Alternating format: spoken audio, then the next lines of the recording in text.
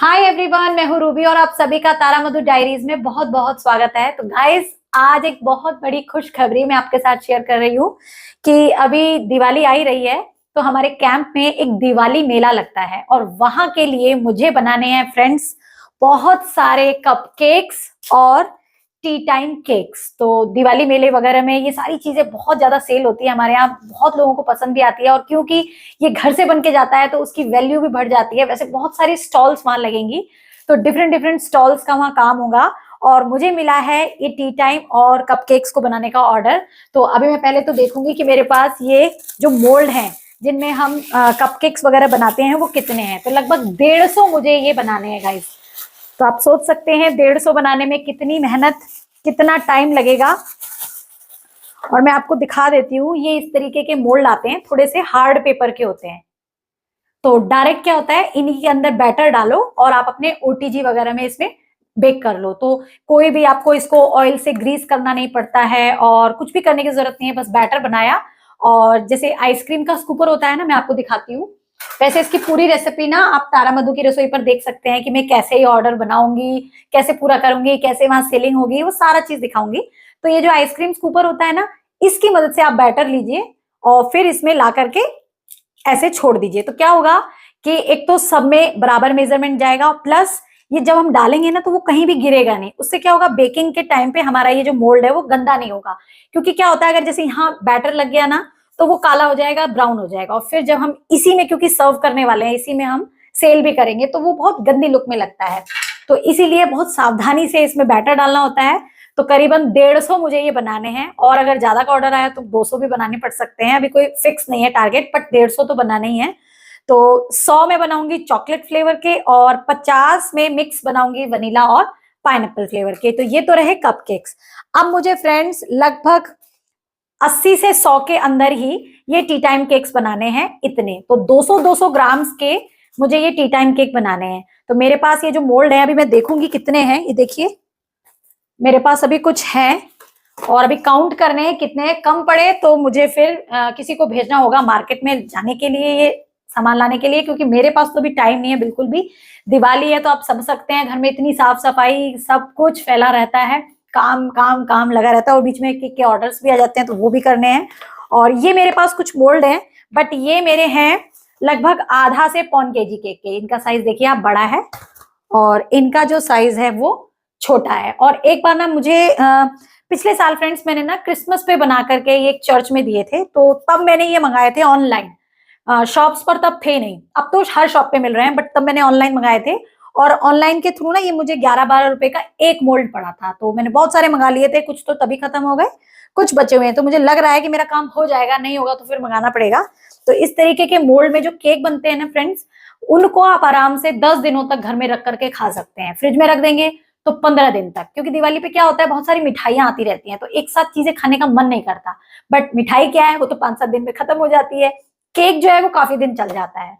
तो मेरे बच्चों को तो बहुत ही पसंद है। और अभी कल ही मैंने अपने तारा मधु की रसोई पर ना एक डोनट शेप का केक शेयर किया है, साइड में आप उसकी पिक देख सकते हैं। और वो मेरी बेटी को इतना पसंद आया, क्योंकि उसमें हेजलनट की मैंने उस पर टॉपिंग डाली थी, कि उसने बोला कि बर्थडे पर यही केक बना दो। खैर, उसके बर्थडे पे तो मैं कोई स्पेशल केक ही बनाऊंगी और उसकी पूरी रेसिपी आपको तारा मधु की रसोई पर दूंगी। बट अभी के लिए बस मैं ये बताना चाह रही थी आपको कि इस तरीके से देखिए, फेस्टिवल्स पर ऑर्डर्स वगैरह मिल सकते हैं, तो अपनी प्रिपरेशन पूरी रखिए, आप अपना सामान रखिए। अभी देखिए मेरे पास वनीला का प्रीमिक्स है, क्योंकि इतने बड़े ऑर्डर के लिए मैं मैदे से केक नहीं बनाऊंगी, क्योंकि बहुत टाइम लग जाएगा और मतलब हर मेजरमेंट में उतना नहीं कर सकती। तो मैं वनीला प्रीमिक्स का तो 5 केजी का पैकेट मैंने लाके रखा हुआ है, तो उसको यूज करूंगी, जरूरत पड़ी तो और मंगाऊंगी। पास में ही एक शॉप है।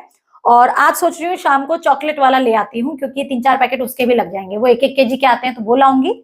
और इसमें मुझे टूटी फ्रूटी चाहिए होगी, चोको चिप्स चाहिए होंगे, कुछ मुझे कलर्स चाहिए होंगे जो मेरे पास हैं। तो उस प्रिपरेशन को मुझे आज या कल में करके रखना होगा, क्योंकि संडे को मेला है फ्रेंड्स, दिवाली से एक दिन पहले, छोटी दिवाली के दिन।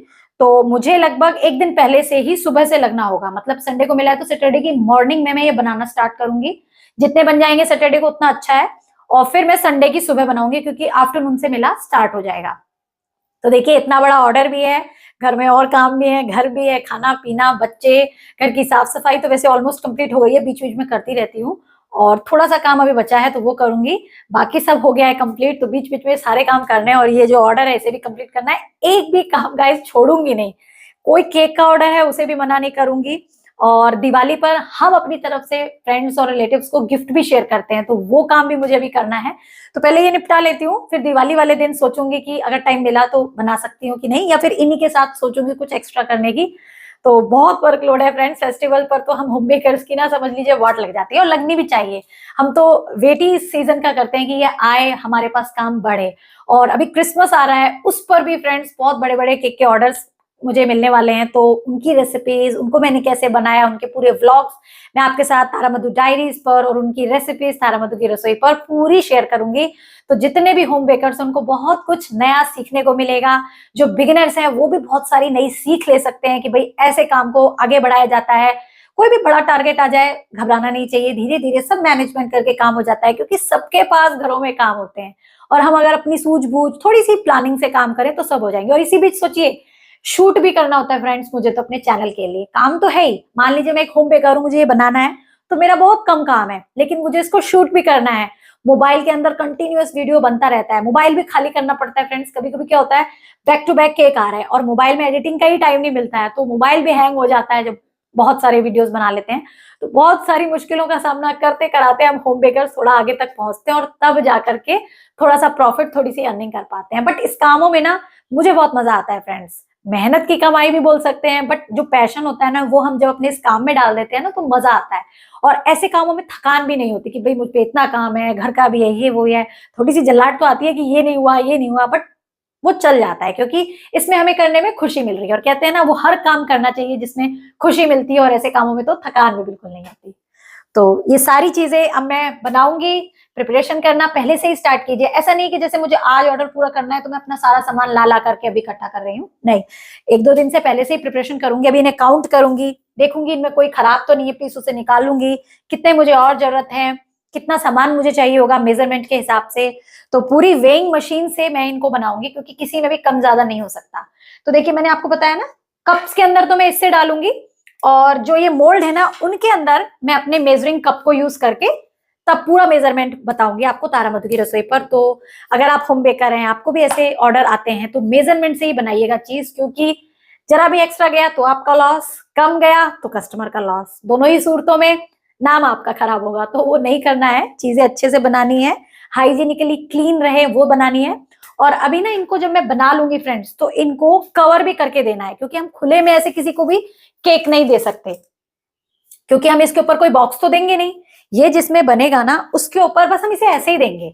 तो अब ये इतना खुला केक तो हम देंगे नहीं, तो उसके ऊपर हमें ये फॉइल लगानी होती है, प्लास्टिक की क्लिंग रैप बोलते हैं। ये देखिए इस तरीके की, प्लस पतली पतली सी पॉलिथीन टाइप होती है, और ये क्या होती है, फॉइल की तरह होती है। जहां आप लगाएंगे ना और जहां मोड़ देंगे ये वहीं बुझ जाएगी और मिक्स हो जाएगी। तो इनके ऊपर बना बना करके ये सब भी लगाने हैं। तो मतलब काम सोच सकते हैं बहुत सारा है। तो थोड़ी थोड़ी प्रिपरेशन करके करूंगी तभी पहुंच पाऊंगी उस टाइम तक। और आज भी मुझे देखिए ये सामान लेने अब जाना ही पड़ेगा, क्योंकि किसी को भेजूंगी तो वो शायद मेरी बात ना समझे। तो करेंगे सारा काम। तो इस पूरे काम को मैंने कैसे किया उसका व्लॉग मैं आपके साथ इस तारा मधु डायरीज पर शेयर करूंगी। रेसिपी आपको दूसरे चैनल पे मेरे मिलेगी। साथ ही मैंने कितने में कौन सा सेल किया, कितना मुझे प्रॉफिट हुआ और कितना मैंने कहाँ दिया प्रॉफिट के थ्रू, वो सब मैं आपको अपने चैनल पर बताऊंगी। तो बने रहिएगा। इसी तरीके की नई नई रेसिपीज, नए नए आइडियाज को लेने के लिए मेरे चैनल पर विजिट करते रहिएगा। ये वीडियो आपको पसंद आई हो या ना भी आई हो फ्रेंड्स, तो लाइक डिसलाइक जरूर कीजिएगा। चैनल पर नए हैं तो चैनल को भी सब्सक्राइब कर दीजिएगा, और साइड में जो बेल आइकन है उसे जरूर प्रेस कीजिएगा।